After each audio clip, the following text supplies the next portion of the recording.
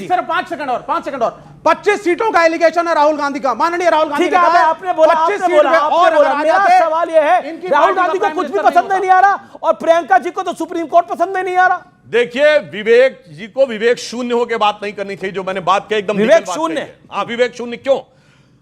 भारत के संविधान में यह व्यवस्था है अब शून्य कि, हाँ बता रहा हूं क्यों। भारत के संविधान में व्यवस्था है कि किसी भी असेंबली सेगमेंट में अगर वोटर को लेकर कोई आपत्ति है तो उस असेंबली सेगमेंट का व्यक्ति उसके लिए शिकायत कर सकता है। यदि बाहर का कोई व्यक्ति शिकायत करता है तो उसका एक प्रोफार्मा है कि उसे शपथ पत्र लिख के साइन करना पड़ेगा।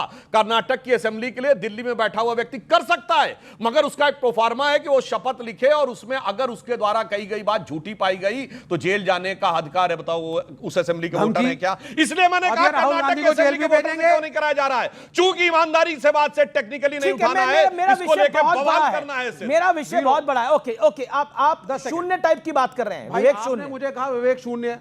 मनोज कुमार की पिक्चर थी, सबने देखी होगी, उसमें कहा भारत ने जीरो बनाया मेरे भारत ने। वो गाना सुना है ना, और हम प्राइड फील करते थे, हम छोटे बच्चे होते थे कि zero is an invention of India. इन्होंने क्या किया? इन्होंने इंडिया को फिर शून्य कर दिया।